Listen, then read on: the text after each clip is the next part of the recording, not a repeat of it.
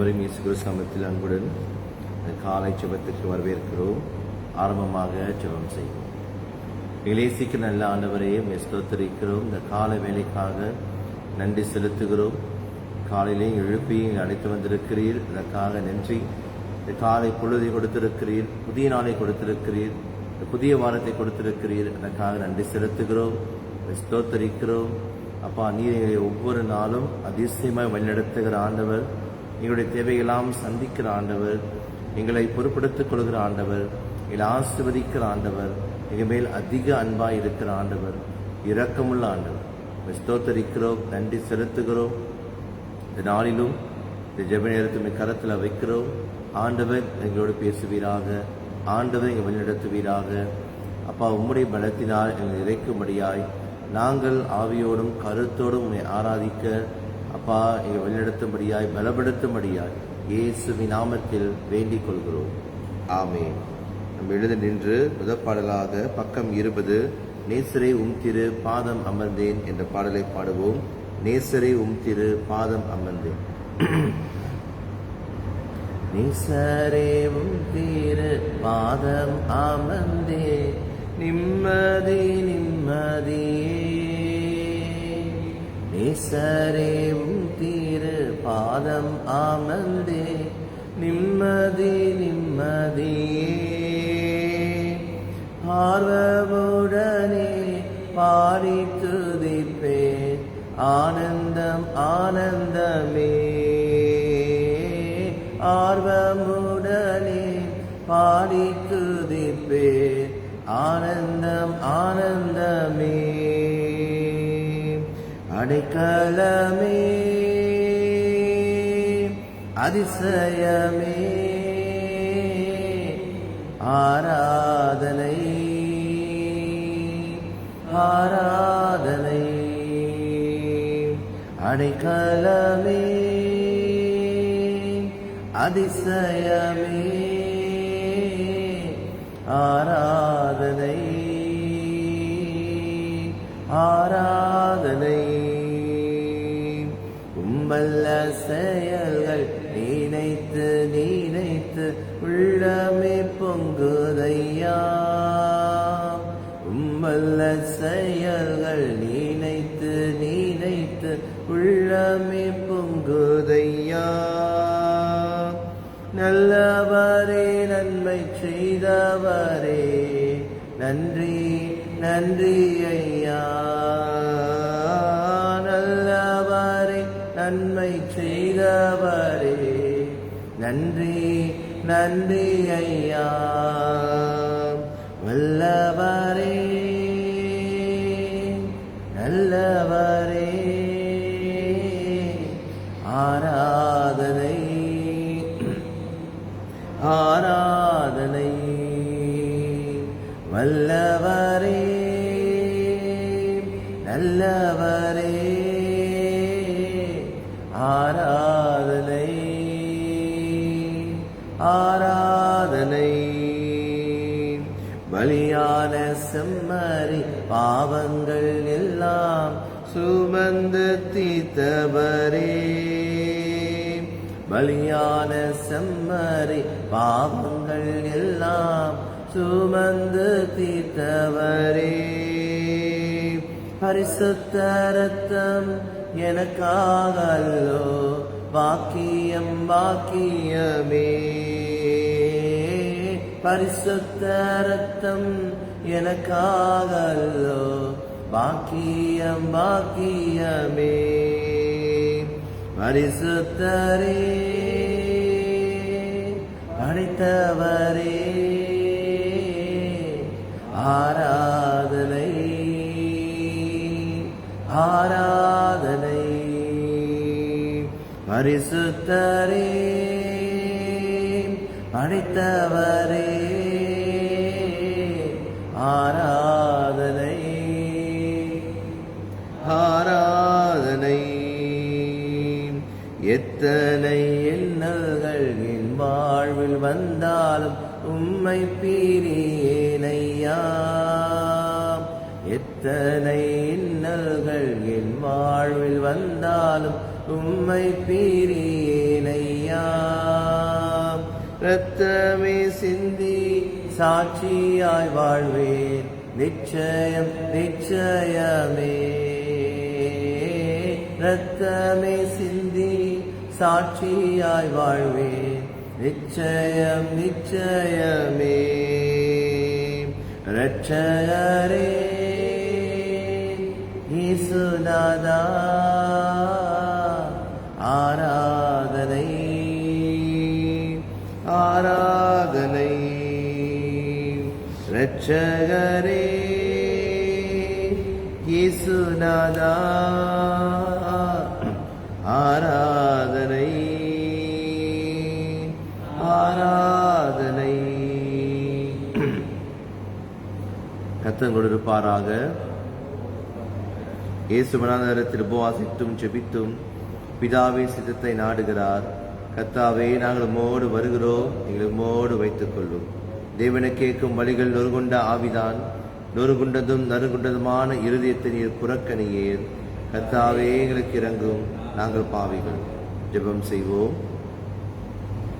எல்லா இறுதிகளையும் எல்லா விருப்பங்களையும் எல்லா ரகசியம் அறிந்திருக்கிற சில வல்லமுள்ள தேவனே, நாங்கள் தேவனிடத்தில் பரிபூர்ணமாய் அன்பு கூறவும் ஒரு பரிசுத்த நாமத்தை உத்தமமாக மகிமைப்படுத்தவும் எங்கள் கர்த்தராகிய இயேசு கிறிஸ்து நிமித்தம் ஒரு பரிசுத்த ஆவி நியமதலால் எங்கள் இருதய சிந்தனைகளை சுத்தம் பண்ணியறலோ. ஆமேன். 2 கால ஜெபம். ஜெபிப்போம். சர்வ வல்லமையுள்ள தீய பராபரனே, தேவரே சிருஷ்டவில் ஒன்றையும் பகையாதவரும் தங்கள் பாவ நிமித்த மனசாப்படுகிற யாவருக்கும் மன்னிக்கிறவருமாய் இருக்கிறீர்.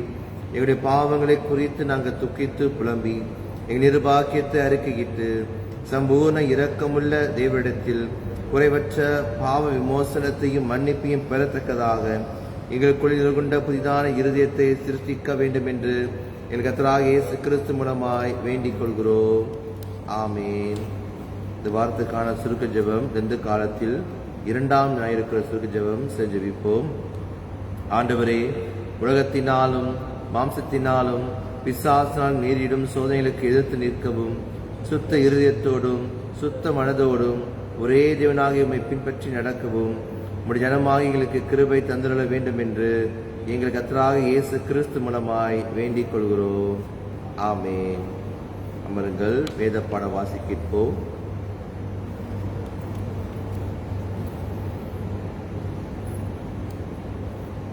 சங்கீதம் 126. சங்கீதம் 126.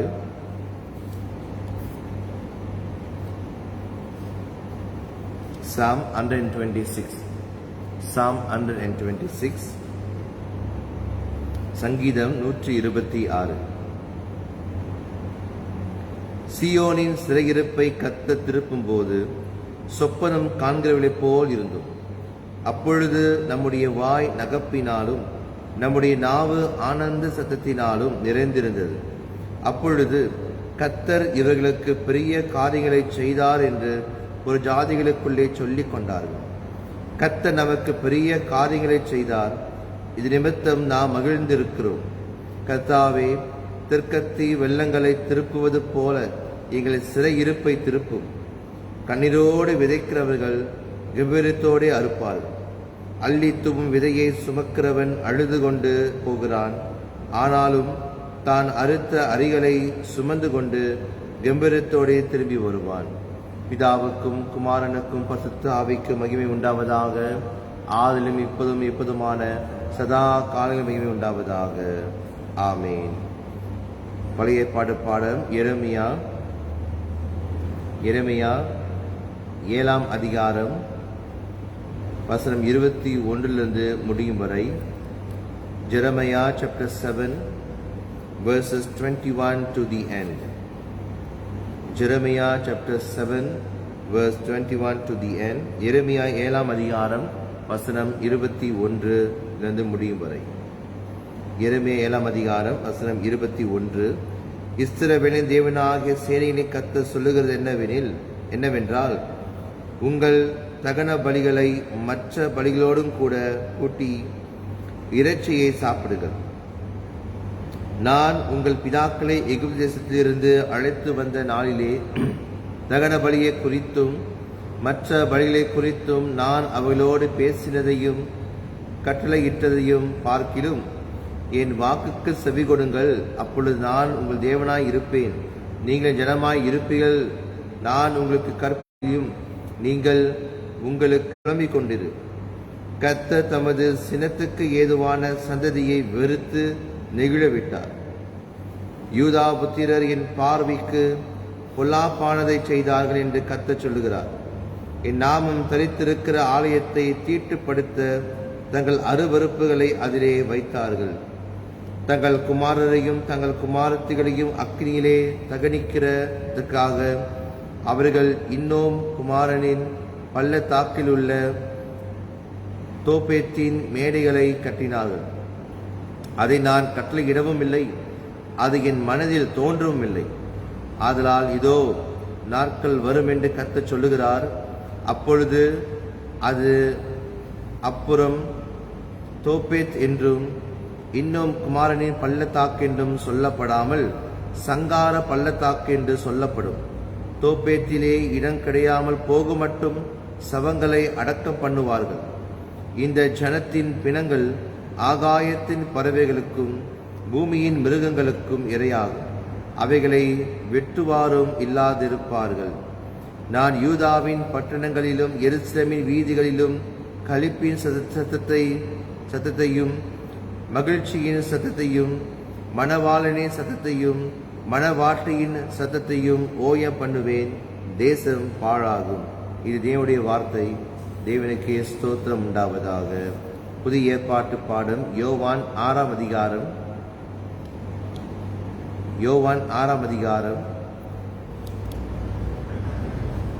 John chapter 6. யோவான் 6ஆம் அதிகாரம் வசனங்கள் 41 முடியும் 51 வரை. 6ஆம் அதிகாரம் யோவான் 6ஆம் அதிகாரம் 41 51 வரை. John chapter 6 verses 41 to 51.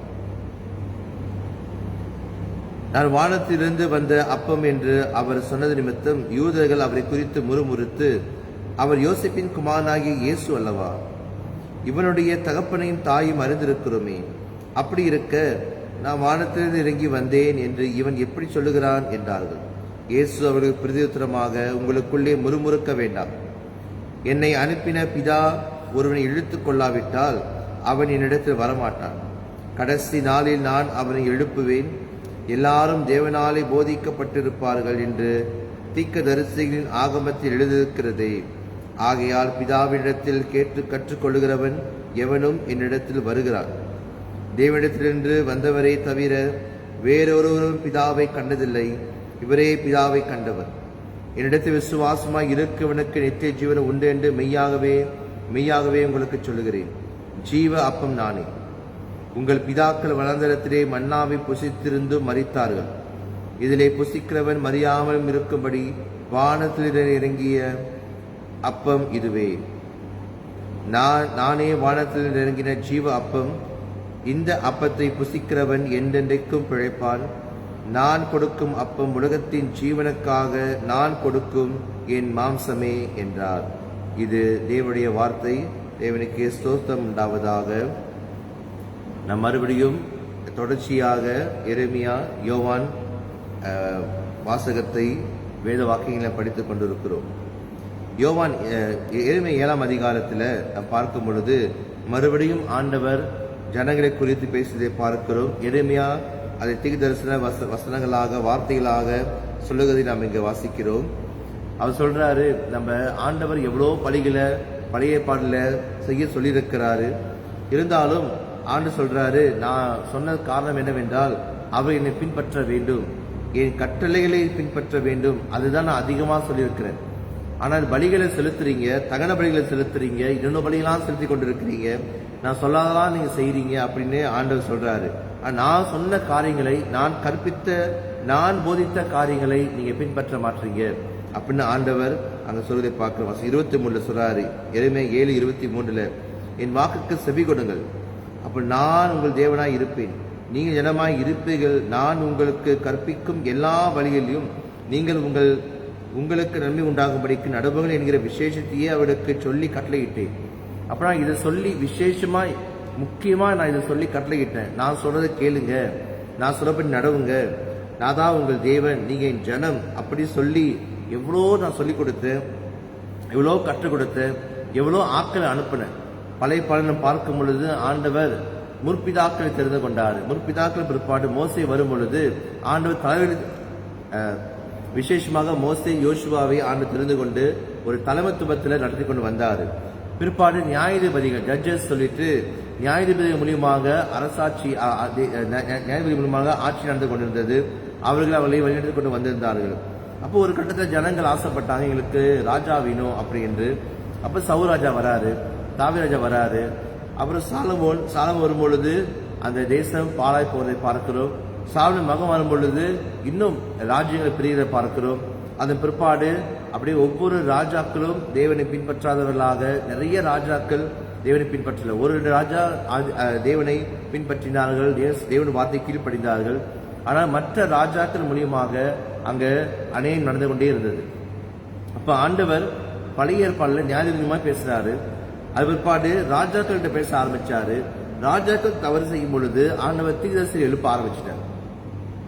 தீர்க்கதரிசிகள் வரும் பொழுது தீர்க்கதரிசிகள் ஆண்டவர் வார்த்தையை கடினமாக அங்க சொல்வதை பார்க்கிறோம். அவர்கள் பயப்படாமல் தேவன் வார்த்தையை சொல்வதை பார்க்கிறோம். எவ்வளோ தீர்க்கதரிசிகள் வந்தும் நீங்க பாத்தீங்கன்னா தீர்க்கதரிசியை சொல்லும் பொழுது நம்ம படிக்கிற ஆகாய், சகாரியா, மல்கியா, இப்படி செப்பனியா, உபதியா, இவங்கெல்லாம் தீர்க்கதரிசிகள். இத்தனை தீர்க்கதரிசிகள் மைனர் ப்ராஃபெட்ஸ் சொல்றோம், மேஜர் ப்ராஃபெட்ஸ், இவங்கெல்லாம் ஆண்டவர் வார்த்தையை சொன்னாங்க. வகை வகையாக ஆண்டவர் சொல்றாரு, நான் எவ்வளோ பேர் அனுப்பிட்டேன். வசனம் 25 சொல்றாரு, உங்கள் பிதாக்கள் எகிப்து தேசத்திலிருந்து புறப்பட்ட நாள் முதல் இந்நாள் மட்டும், எகிப்து தேசத்திலிருந்து இந்நாள் மட்டும் நான் தீர்க்கதரிசிகளாகிய என் ஊழியக்காரர்கள் எல்லாம் தினம் தினம் உங்கள் அன்றைக்கு ஏற்கனவே அனுப்பி கொண்டிருந்தேன். தினம் தினம் அனுப்பியிருக்காரு. தினம் தினம் அனுப்பி எவ்வளோ காரியம் கற்றுக் கொடுத்திருக்காரு, எவ்வளோ காரியம் சொல்லியிருக்கிறாரு. ஆனால் ஜனங்கள் பின்பற்றவும் இல்லை, அவர் வார்த்தையை கேட்கவும் இல்லை, அவர்கள் செவியை சாய்க்கல, தங்கள் கழுத்தை கடினப்படுத்தி தங்கள் பிதாக்களை பார்க்கலும் அதிக பொல்லாப்பை செய்தார்கள். ரொம்ப மோசமா போயிட்டாங்க. ஆனால் அதை கேட்கவே மாட்டோம், கூப்பிட்டாலும் வரமாட்டோம், நீங்க சொல்றதையே நாங்கள் ஏற்றுக்கொள்ள மாட்டோம் அப்படின்னு சொல்லிட்டு ஆண்டு விட்டு ரொம்ப தூரம் போயிட்டாங்க. ஆண்டுக்கு பிரியமில்லாத அருவருப்பான காரியங்களை ஆலயத்தில் வைக்க ஆரம்பிச்சுட்டாங்க. ஆண்டுக்கு பிரியமில்லாத காரியம் செய்ய ஆரம்பிச்சுட்டாங்க. அப்ப ஆண்டவர் சொல்றாரு எருமைகிட்ட, நீ கதறி கதறி அழுகு அவங்களுக்காக அப்படின்னு. அதே மாதிரி எருமையா அழுது கொண்டே தான் இருந்தார். அவருக்கு சங்காரம் பண்ணப்படுவார்கள் ஆண்டு சொல்லிட்டார். புதிய பருவம் வரும் பொழுது இதுக்கு மாறாக இயேசுவானவர் இங்க சொல்றாரு, யாரெல்லாம் பிதாவின் வார்த்தை ஏற்றுக்கொள்கிறாங்களோ அவங்க தான் என்கிட்ட வருவாங்க. அப்ப இயேசுவானவர் அழகா சொல்லிட்டாரு, பிதா ஒருவனை ஏற்றுக்கொள்ளாவிட்டால் அப்படின்னா ஆண்டவர் தான் உங்களை ஏற்றுக்கொள்ளணும், நம்ம ஏற்றுக்கொள்றது இல்ல. ஆண்டவர் உங்களை ஏற்றுக்கொண்டு அவர் வார்த்தைகளை வைப்பாரு, அவர் வார்த்தைகள் சொல்லுவாரு. அவர் வார்த்தையில நீங்கள் போதிக்கப்பட்டு அவரை ஏற்றுக்கொண்டு வரும் பொழுது என்னிடத்தில் வருவீங்க அப்படின்னு சொன்னாரு. யோவான் 1ஆம் அதிகாரம் 12 வாசிக்கிறோம்ல, இயேசுவை ஏற்றுக்கொண்ட எத்தனை பேர்களோ அத்தனை பேர்களும் தேவனுடைய பிள்ளைகளாகும்படி அதிகாரம் கொடுக்கிறார். அப்படின்னா இயேசுவை ஏற்றுக்கொண்ட விசுவாசிக்கிறவர்கள் எத்தனை பேர்களோ, அப்படின்னா இயேசுவை ஏற்றுக்கொள்கிறவர்கள் தேவனுடைய பிள்ளைகளாக மாறுறாங்க. இங்கு இயேசு சொல்றாரு, பிதாவை ஏற்றுக்கொள்கிறவன் என்னை ஏற்றுக்கொள்வான். பிதாவை வார்த்தை ஏற்று பழைய ஏற்பாடு வார்த்தைகளை ஏற்றுக்கொள்கிறவர்கள், பழைய ஏற்பாடு சொல்லப்பட்ட தேசனை ஏற்றுக்கொள்கிறவர்கள், ஆண்டோடைய வழியில பின்பற்றுகிறவர்கள், கண்டிப்பாக இவர்களுக்கு என்ன தெரியும் அப்படின்னு சொல்றாரு. நீ நம்ம ஆராய்ந்து பார்ப்போம். நீ நான் தேவன் வைத்திருக்கிற விசுவாசம் எப்படிப்பட்டதாக இருக்குது. இயேசுனாரு, தேவனிடத்தில் விசுவாசமா இருங்கள், என்னிடத்தில் விசுவாசமா இருங்கள். நீ நாம ஆண்டவரை உண்மையாய் ஆராதிப்போமானால், உண்மையாய் அவரை பின்பற்றுவோமானால், இயேசுவானவர் எதற்காக வந்தாரு, இயேசுவன் என்ன செய்து கொண்டிருக்கிறார், என்ன செய்தார் என்பதை நாம் அறிந்து கொள்ள முடியும். இயேசுவான் ஜீவ அப்பமாக இன்னைக்கு நம்ம வராரு. அவர் சொல்றது, நான் ஜீவ அப்பம் நான் தான் அப்படின்னு சொல்றாரு.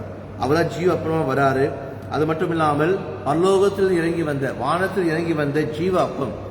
பழைய பல மன்னாவை சாப்பிட்டு இறந்துதான் போனாங்க தவிர உயிரோடு வாழல அவங்க.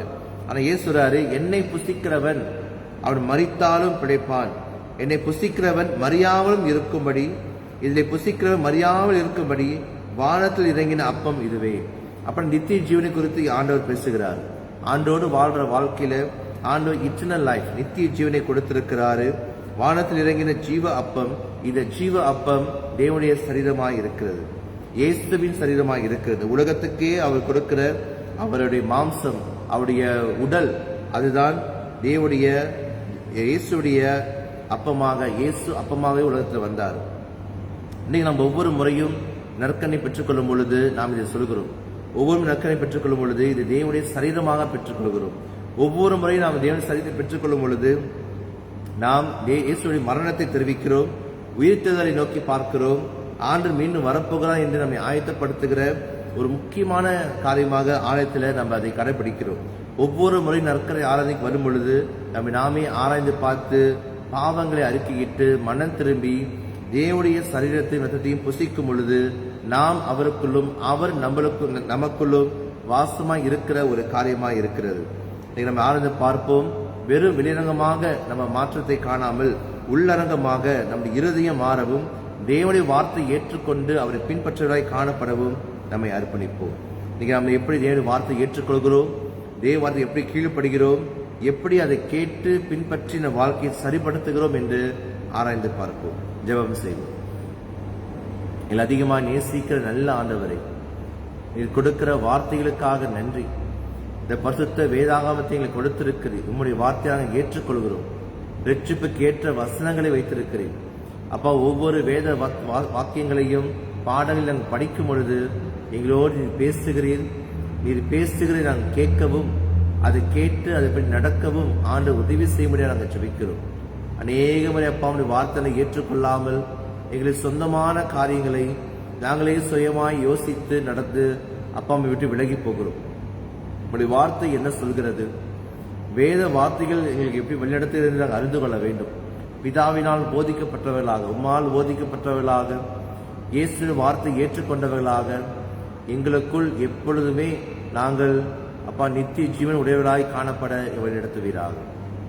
ஒவ்வொரு முறையும் நாங்கள் ஆலயத்துக்கு வரும் பொழுதும் அல்லது நற்கனை பெற்றுக்கொள்ளும் பொழுதும் எங்கள் நாங்களே ஆராய்ந்து பார்க்கவும் சரிபடுத்தவும் உமக்கு ஏற்ற வாழ்க்கையை வாழவும் நீர் எங்களுக்குள் வாசமாக இருப்பதை நாங்கள் அறிந்து கொள்ளவும் அதுபடி நாங்கள் இருக்க எங்களை வழிநடத்துவீராக. நாங்கள் செய்கிற ஒவ்வொரு காரியங்களும் உம்முடைய பலத்தினால் செய்யவும் உமக்கென்று இந்த வாழ்க்கை வாழ்ந்து முடியும் ஆண்டு உதவி செய்ய ஜெபிக்கிறோம். உம்மை விசுவாசிக்கிறவர்கள் மரித்தார்கள் உம்முடைய சரீரத்தை புசித்து அப்பா நாங்கள் முழுமையாக ஏற்றுக்கொண்டு உம்முடைய வார்த்தைகளை பின்பற்றி நடக்க வழிநடத்துவீராக. ஜீவ அப்பமாய் நீர் கொடுத்த இயேசுவனுக்காக நன்றி செலுத்துகிறோம். எங்களுக்காய் உலகத்தில் வந்து மரித்து உயிர்த்தெழுந்த இயேசுவை நோக்கி நாங்கள் பார்க்கிறோம். அப்பா நீர் கொடுத்த எல்லா கிருபைக்காக அன்புக்காக நன்றி செலுத்துகிறோம். எங்கள் மேல் நீ காட்டின மகா பெரிய அன்புக்காக கிருபைக்காக நன்றி செலுத்துகிறோம். இந்த நாள் முழுவதும் எங்களை வழிநடத்துவீராக. விசேஷமாய் வேலை செய்கிற பிள்ளைகள் அப்பா அந்த நாலு வேலைக்கு போய் கொண்டிருக்கிறவர்கள், வேலைக்கு ஆயத்த பண்ணி கொண்டிருக்கிறவர்கள், படிக்க போகிறவர்கள், ஸ்கூலுக்கு போகிறவர்கள், அப்பா ஆயத்தமாய் கொண்டிருக்கிறவர்கள் அல்லது போய் கொண்டிருக்கிற அனைவரையும் களத்தில் வைக்கிறோம். அப்பா அந்த காலை வேலையில பிள்ளைகளை பலப்படுத்துவீராக, அப்பா சுகப்படுத்துவீராக. நாள் முழுவதும் ஆண்டு வழிநடத்துமா ஜெபிக்கிறோம். சுகத்தையும் பலத்தையும் கொடுத்து ஒரு வார்த்தையில் அவர் எப்பொழுதுமே ஏற்றுக்கொண்டு அது பின் நடக்க, விசேஷமாக உபாச நாட்களில் அதிகமாய் வேத வாசிக்க, அதிகமாய் உங்களை கிட்டி சேர, அதிகமாய் உங்களை ஆராய்ந்து பார்த்து சரிபடுத்த ஆண்டவர் பேசுவீராக, வழிநடத்துவீராக. ஒவ்வொருவரும் கரத்தில் வைக்கிறோம். இந்த வாரம் முழுவதும் ஆண்டவரின் அதிசயம் வழிநடத்தும்படி இயேசுவின் நாமத்தில் வேண்டிக் கொள்கிறோம். ஆமேன், ஆமேன். நாம் தொடர்ந்து ஜெபம் செய்வோம். நாம் பாவத்தை அறிக்கை மன்னிக்கவும். நாம் கர்த்தருடைய ஜெபத்தை சேர்ந்து சொல்லுவோம். பரமண்ணில் இருக்கிற எங்கள் பிதாவே, உம்முடைய நாமம் பரிசுத்தப்படுவதாக, உம்முடைய ராஜ்யம் வருவதாக, உம்முடைய சித்தம் பரமண்டத்திலே செய்யப்படுகிறது போல பூமியிலையும் செய்யப்படுவதாக. அண்ணனுள்ள எங்கள் அப்பத்தை எங்களுக்கு இன்று தாரும். எங்களுக்கு விரோதமாய் குற்றம் செய்கிறவர்களுக்கு நாங்கள் மன்னிக்கிறது போல எங்கள் குற்றங்களை எங்களுக்கு மன்னியும். எங்களை சோதனைக்குள் பிரவேசிக்க பண்ணாமல் தீமையில் ரட்சித்துக் கொள்ளும். ராஜ்யமும் வல்லமையும் மகிமையும் என்றென்றைக்கும் விடுவேலே. ஆமேன். நாம் எழுந்து நின்று ஒரு பாடலை பாடுவோம். சோத்திர பாடலாக என் அருள் நாதா இயேசுவே என்ற பாடலை நாம் பாடுவோம். பக்கம் 16. என் அருள் நாதா இயேசுவே. ஏனாருள் நாதா இயேசுவே சிலுவை காட்சி பார்க்கையில் பூலோகமேன்மை நஷ்டமே என்று நந்தேன் என் உள்ளத்தில் என் மீட்பசிலுவை அல்லால் வேறேதை நான் பாராட்டுவேன். சிற்றில்மம் யாவும் ஆதினால் தகாததென்று தள்ளுவேன். கைத்தலை காலிலும் மீதோ பேரன்பும் துன்பும் கலந்தே பாய்ந்தோடும் காட்சி போலுண்டோ முள்மூடியும் ஒப்பற்றதே. சராசரங்கள் அனைத்தும் அவள்புக்கு எம்மாத்திரம் என் ஜீவ சுகம் செல்வமும் என் நேசருக்கு பாத்தியம். மாந்தர்க்குமே பை கஷ்டியால் சம்பாதித்தீர்ந்த இயேசுவே உமக்கு என்றும் தாசரால் மாஸ்தோத்திரம் உண்டாகவே. ஜெபம் செய்வோம். எங்கள் அதிகமாக நேசிக்கிற நல்ல ஆண்டவரே, நாம் முழுவதும் எங்கள் நடத்துவின் விசுவாசம் கடந்து செல்கிறோம். இப்படி வார்த்தையை எப்போது நாங்கள் கேட்டு நடக்க ஆவியானவர் எங்களை கற்றுக் கொடுக்கும்படியாய், ஆவியானவர் எங்களை வழி நடத்தும்படியாய் எங்களை அர்ப்பணிக்கிறோம். தொடர்ந்து எங்களை உமக்கென்று பயன்படுத்தும். எங்கள் குடும்பங்களை ஆசீர்வதியும். எங்கள் வேலையை எங்களை பொருட்படுத்திக் கொள்வீராக, பாதுகாத்துக் கொள்வீராக, ஆசீர்வதிப்பீராக. பிள்ளைகளுடைய படிப்பை ஆஸ்வதித்து உயர்த்துமாறு ஜெபிக்கிறோம். வீட்டில் இருக்கிறவர்கள், வெளியே செல்லுகிறவர்கள், பெரியவர்கள், சிறு பிள்ளைகள், வியாதியாய் இருக்கிறவர்கள், சுகவீனமாய் இருக்கிறவர்கள், பலவிதமான பிடியில சிக்கி தவிக்கிறவர்கள் அனைவரையும் காலத்தில் வைக்கிறோம். ஒவ்வொருவரையும் பேர் பேராய் பொருட்படுத்திக் கொள்வீராக. அவர் தேவையை சந்திப்பீராக. ஆண்டவரே, நீங்கள் எங்களை அறிந்திருக்கிற ஆண்டவர். எப்பொழுதுமே அப்பா, நாங்கள் கூப்பிடும் பொழுது எங்கள் அருகில் இருக்கிறவர், எங்கள் ஜெபத்தை கேட்கிற ஆண்டவர். எங்களை முற்றுமை காலத்தில் வைக்கிறோம். ஆண்டவர் பொறுப்படுத்திக் கொண்டு வழிநடத்தும்படி இயேசுவின் பரிசுத்த நாமத்தில் வேண்டிக் கொள்கிறோம். ஆமென். என் ஆத்துமாவே கர்த்தரை ஸ்தோத்திரி, என் முழுவதுமே பரிசுத்த நாமத்தை ஸ்தோத்திரி. என் ஆத்துமாவே கர்த்தரை ஸ்தோத்திரி, கர்த்தர் செய்த சகல உபகாரங்களை மறவாதே. ஆமென். ஆமென். எனக்கு ஸ்தோத்திரம். கர்த்தர் ஆசீர்வதிப்பார்.